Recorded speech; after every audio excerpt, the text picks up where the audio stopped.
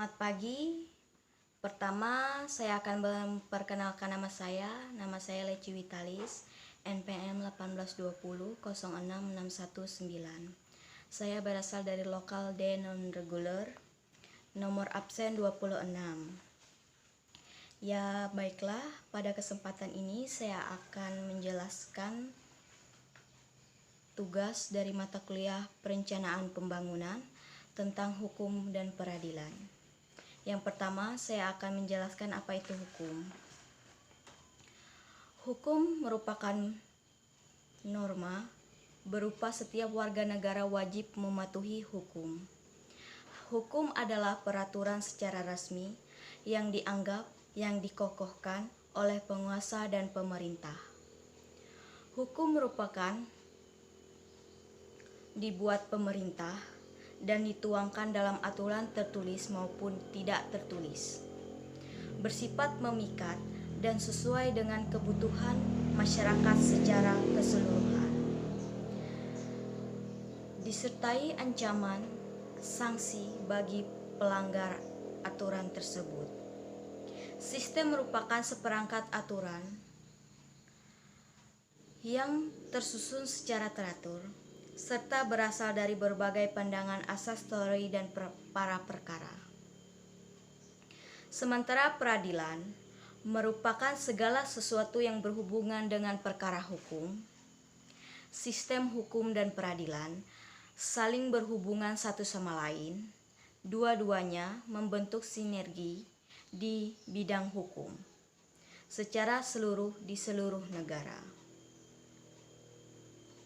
Prinsip pembentukan peraturan hukum nasional adalah peraturan yang sederajat atau yang lebih tinggi dapat menghapuskan peraturan yang sederajat atau yang lebih rendah.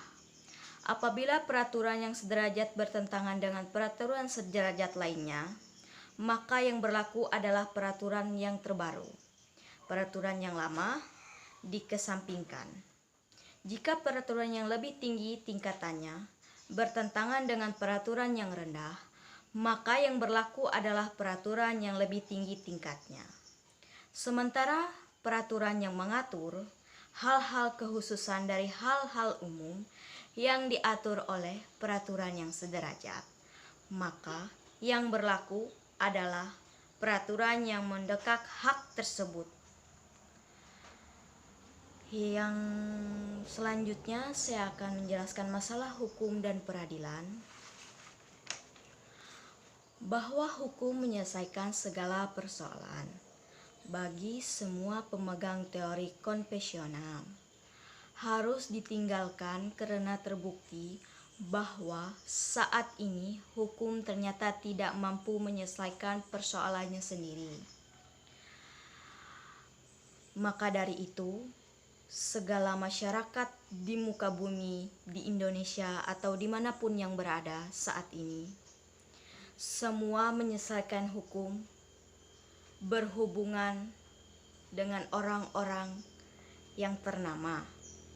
Sedangkan peradilan adalah suatu keadaan yang harus adil agar semua hukum bisa tercapai dengan keadaan yang baik, berjalan dengan lancar dan tidak ada masalah di antara pihak tertentu, agar semua hukum bisa terselesaikan dengan baik sehingga masyarakat bisa menjadi masyarakat yang damai dan sejahtera. Dan yang kedua, saya akan menjelaskan tentang hukum dan peradilan serta tujuannya. Tujuannya adalah untuk menegakkan dan mewujudkan adanya rasa keadilan, kepastian hukum dalam masyarakat. Maka harus mencerminkan aspek kepastian dan ketertiban hukum dalam masyarakat itu tersebut, sehingga bisa terjalinnya komunikasi dan yang baik. Yang pertama, mewujudkan keadilan hukum. Mewujudkan keadilan hukum adalah memberikan yang terbaik dalam hukum. Yang kedua, menciptakan kondisi yang aman dan berkeadilan. Yang ketiga, menciptakan keadaan yang homoris. Yang keempat, memberi rasa percaya terhadap pemerintah. Memberi rasa percaya terhadap pemerintah seperti kita masyarakat memberi rasa kepercayaan kepada polisi, tentara, dan lain-lainnya. Itu supaya memberikan keharmonisan di antara masyarakat dan pemerintahan negara di tempat kita. Yang ketiga, saya akan menjelaskan tentang upaya pemerintah dalam pembangunan tersebut. Yang pertama, pembangunan kerja sama di antara daerah, seperti daerah-daerah tetangga atau negara-negara bertetangga. Dan yang kedua, penata ketatanegaraan negara. Dan yang ketiga, pembentukan peraturan perundang-undang dengan materi muatan yang berasal dari berbagai konvensi internasional yang telah diklarifikasi pemerintah tersebut. Dan yang keempat, saya akan membaca tentang hukum dan peradilan lembaga pemerintah yang menangani. Yang menanganinya, yang pertama, Kepolisian Negara. Yang kedua, Kejaksaan Republik Indonesia. Yang ketiga, penegak hukum melalui Badan Peradilan. Dan yang keempat, Komisi Pemberantasan Korupsi atau bisa disebut dengan KPK. Sekian dan terima kasih atas jabaran mata kuliah perencanaan pembangunan ini. Jika ada kata atau perilaku saya yang salah, mohon maaf sebesar-besarnya.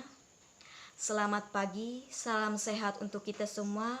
Tetap jaga kesehatan, tetap jaga protokol kesehatan, dan terima kasih.